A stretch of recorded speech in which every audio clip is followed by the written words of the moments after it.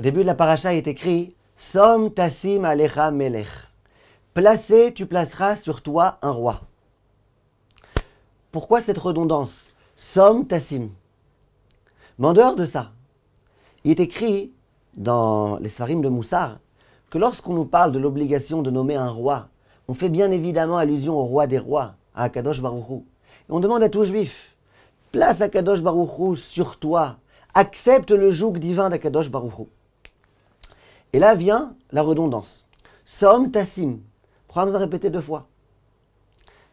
Alors, certains Chachamim ont voulu expliquer de façon fabuleuse. Ils disent comme ça. Il écrit quelquefois dans la Torah, Haranek, Taranik. Ou il écrit à propos de la Shavat Aveda, Hashev, Teshivem. Rendre, vous rendrez. Et dans plein d'occurrences dans la Torah, on voit qu'il y a une redondance. Et à chaque fois, la Gemara vient expliquer cette redondance en disant, Afilu mea pe'amim. Même 100 fois. J'ai trouvé un objet, je l'ai rendu à son propriétaire, le lendemain, je le revois égaré. Et bien, je dois reprendre l'objet et le rendre à son propriétaire. Ah, mais un an après, je retrouve ce même objet, appartenant au même propriétaire, je dois à nouveau le rendre, même 100 fois. Bien Chachamim me disent, quand on te dit Som tassim alecha melech, place sur toi un roi, ça veut dire quoi, place sur toi un roi? Ça veut dire que même si tu as l'impression que tu as essayé l'année dernière de faire preuve de Yirat Shamaim, d'accepter le joug divin, et que ça n'a pas marché, que tu n'as pas tenu tes promesses, et que tu es tombé, que tu t'es écrasé, tu t'es esquinté, c'est pas grave, réessaye. Ah mais ça fait 50 fois que j'essaye, réessaye. Ça fait 100 fois que j'essaye, réessaye. Som tassim alecha melech. Et le problème, c'est que quelquefois l'homme il dit, ça y est, c'est fini, ça fait 100 fois, on va arrêter un peu le cinéma, combien on va jouer l'hypocrisie, c'est fini. Alors là, il faut savoir que c'est une grave, grave, grave erreur. L'homme, quelle que soit la situation dans laquelle il est, Akadosh Baruch Hu l'attend. Il attend sa teshuva. Et il est écrit, d'ailleurs, dans la paracha de la semaine, la paracha, elle va recenser un certain nombre de personnes qui ne vont pas au combat. Ces personnes sont un petit peu en danger. Et ces personnes, on les a dispensées de la guerre. Et entre autres, il est écrit dans la paracha, Miaïch ayare verach alevav. Le peureux, lui qui n'aille pas au combat. On demande c'est quoi un soldat peureux? Quand tu m'aurais dit une soldate peureuse, il paraît qu'il y en a. Mais un soldat peureux, un soldat qui est peureux, c'est pas un soldat, c'est pas un combattant, lui on ne le met pas au front. C'est quoi un soldat peureux?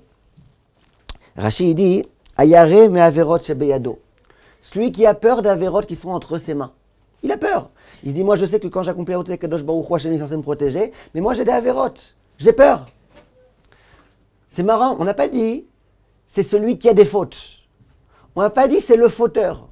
On a dit c'est celui qui a peur à cause des fautes qu'il a. Ça veut dire quoi? Viennent Chachamim, Rabbi Daman, ils ramènent ça. Ils disent quelque chose de fabuleux. Ils disent l'homme qui a des fautes, c'est pas grave, il peut aller au combat. Il fasse tchouva, il ira au combat. Mais l'homme qui a peur à cause des fautes, qui pense que puisqu'il a fauté, c'est fini, c'est fichu, eh bien il n'a aucune possibilité. Lui, c'est très dangereux. Son état, il est dangereux. Lui, il est à Picoros. Lui, il n'est pas au courant que Akadosh Baruch Hu est toujours là en train de nous attendre. Et d'ailleurs, viennent Chachamim et disent, c'est ça le pshat, comme ça le Imre Emet dit. Il dit, c'est quoi son erreur à cet homme-là? C'est qu'il pense que les avérotes, elles sont beyado. Quand je tiens un stylo dans ma main, que je le tiens véritablement, on dit quelque chose qui est beyado. Cet homme-là, il pense que les avérotes, elles sont entre ses mains. Il pense que puisqu'il a fauté 1 fois, 2 fois, 3 fois, 15 fois, que les avérotes, elles font partie de lui-même. Et donc il pense que c'est fini, il n'y a plus de tchouva possible. J'ai tellement fait le mal, j'ai tellement dérapé, j'ai tellement râpé, j'ai tellement fait de mauvaises choses, que c'est fini, c'est fichu, ça y est, moi je suis aucun rapport. Viennent Chachamim et disent, mais les avérotes, elles ne sont pas entre tes mains. Toi, tu es un bon juif. Afalpi shechata Israël ou tu as la possibilité de faire une vraie tchouva. Fais tes tchouva. Ne t'inquiète pas. Les avérotes, ça ne fait pas partie intégrante de toi-même. D'ailleurs, tu les as jamais fait avec tellement de kiff. Elles étaient toujours accompagnées de regrets.